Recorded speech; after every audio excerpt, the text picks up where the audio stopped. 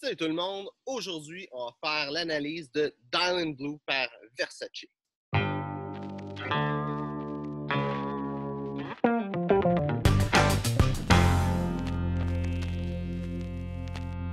Donc, j'ai été dans une parfumerie récemment, puis j'ai vu qu'il y avait des petites bouteilles, dont cette petite bouteille-là de Dylan Blue. Puis, j'ai entendu dire, vraiment, il y a beaucoup de monde qui dit que c'est un bon parfum. J'ai entendu dire aussi que ça ressemblait beaucoup à ce parfum-là, qui est Bulgari Aqua, que j'ai fait un review assez récemment. Puis, je me suis dit, faut pas l'essayer, puis regarder si ça y ressemble. Donc, c'est encore les genres de petites mini-bouteilles avec un splash-on, puis je l'ai mis dans un petit spray comme ça.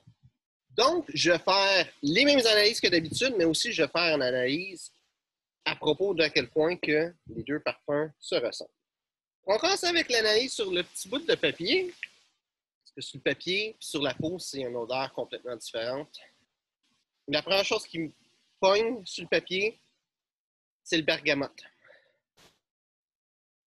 Sur la peau, je ne le sens pas pantoute, le bergamote.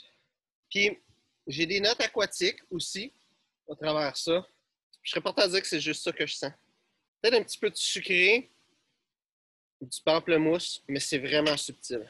Maintenant, sur la peau, dans le fond, je vais le comparer avec ce parfum-là, l'ouverture.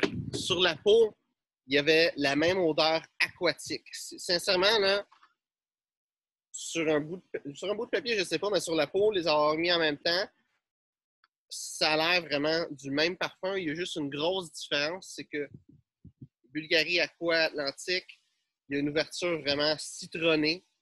Puis Dylan Blue, il y a une ouverture qui est vraiment de pamplemousse. Ça fait de Bulgari un parfum qui est plus frais, plus vif, plus amer. Et Dylan Blue, un parfum qui est plus calme, plus sucré, un petit peu plus élégant, je dirais. Mais après l'ouverture, tout change. Plus que ça va, il y a un petit peu des notes poivrées qui ressortent avec Dylan Blue. Et ensuite, le côté aquatique, les agrumes finissent par partir avec l'odeur poivrée aussi. Puis, avec le cœur, c'est plus des notes un peu d'encens et il y a un petit peu d'épices. Il y a une note qui est dure à saisir, c'est quoi avec ça.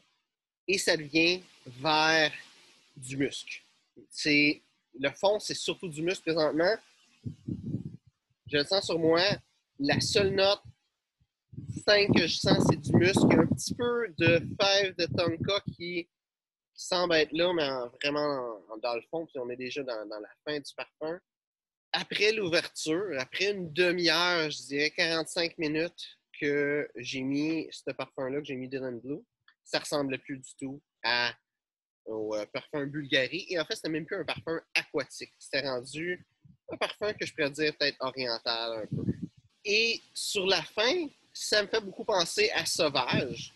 Parce que, tu sais, il y a un petit côté presque épicé, fumé dans le sang qui est là.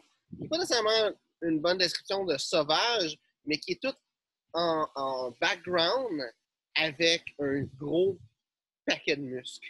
C'est vraiment ça qui va être la note dominante au travers du parfum, ça va être le muscle. À un coup que l'ouverture est finie, le côté aquatique, le côté Bulgari Aqua Atlantique disparaît complètement. Ça devient un parfum plus à la Sauvage qui est un gros parfum de musc avec des petites notes en fond subtil. Une autre chose à dire, c'est que là, je l'ai mis à midi, puis 2h38. C'est rendu très subtil. Fait que je serais surpris que ça dure jusqu'à 5 heures. C'est pas un parfum qui dure beaucoup, c'est dommage. Puis ça projette pas beaucoup non plus. Maintenant, quel genre d'événement que ça serait bon? Ce serait pas un bon parfum à faire. C'est trop relax. C'est sûr que comme parfum aquatique, l'ouverture puis tout, ça donne un sentiment à faire. Mais les notes de tête, c'est pas là-dessus qu'il faut juger un parfum sur quel genre de parfum c'est. Parce que le temps que tu le mets, tu te rends où ce que tu veux aller, ces notes-là sont plus là de toute façon. Côté séduction, ça serait vraiment là. Comme j'ai dit, ça ressemble beaucoup à Sauvage. Puis Sauvage, ce serait un parfum plus séduction parce que, ben, le monde trouve que ça sent bon, tout simplement. Côté hiver, ben, ça projette pas pantoute, puis c'est des odeurs que je trouve pas pantoute hivernales. L'encens, d'habitude, c'est hivernal, mais, tu sais, c'est comme vraiment dans le fond, puis quelque part dans le milieu de la vie du parfum que tu vas le sentir. Les notes de tête, c'est pas pantoute hivernal. Puis du musc, c'est neutre, mais même à ça, je veux dire, il projette pas pantoute. Fait que c'est vraiment pas un bon parfum d'hiver. Par contre, parfum d'été, c'est excellent. C'est là, je pense qu'il va avoir le plus sa force. Là, et séduction.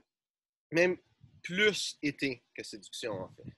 Et comme parfum tout allé aussi, c'est un parfum qui est vraiment pas offensif. C'est un bon parfum, mettons, pour aller au bureau, sauf que ça dure pas longtemps. Fait qu'il faudrait que tu t'amènes une bouteille avec toi à la job pour t'en remettre dans la journée. Fait que ça a un petit peu ce mauvais côté-là. Par contre, c'est une odeur qui est bonne, qui est vraiment inoffensive et que ça fait la job juste comme parfum, calme, qui dérange personne au bureau ou au travail. Maintenant, pour ce qui est de la présentation, c'est vraiment une imitation de la vraie grosse bouteille, ça. Donc, c'est sûr que c'est pas la vraie, mais avec le petit logo de Versace, une petite bouteille comme bombée un peu, avec ce que j'imagine qui est des diamants d'habitude, ben des diamants dessus, et Versace qui est marqué sur le bouchon. Fait leur public cible, c'est vraiment simple. Si tu regardes, c'est quoi les gros parfums populaires ces temps-ci, c'est Sauvage puis Invictus. C'est les gros parfums populaires chez les jeunes, comme parfum versatile, que tu peux porter pour mal n'importe quoi. Et Versace, c'est simple, il a fait le concurrent de ça. C'est un parfum qui ressemble énormément, justement, à Sauvage, dans la conception après la tête, en fait. Et juste par l'odeur, ils veulent aller chercher ce public-là. Par contre, Versace, ils vont chercher un public un petit peu plus classe, si on peut dire ça comme ça, ou qui aime les choses un peu plus haut de gamme que Sauvage, puis Invictus vont vouloir aller chercher. Invictus, c'est plus une personne un peu plus sportive. Sauvage, ça va être un peu plus une personne genre comme player, si on veut dire. On peut dire ça comme ça. Et Dead in Blue, ça serait une personne un peu plus classe, qui veut bien s'habiller, bien paraître, sans nécessairement être quelqu'un qui va se mettre un habit cravate, mais quelqu'un qui veut bien paraître tout simplement. Donc, c'est ça pour aujourd'hui. J'espère que tu as apprécié la vidéo. Si c'est le cas, ben like puis partage. Si tu as des questions, ben pose ça dans les commentaires. Ça me fera un plaisir d'y répondre. Donc, ben merci d'avoir regardé la vidéo et on se voit une prochaine fois.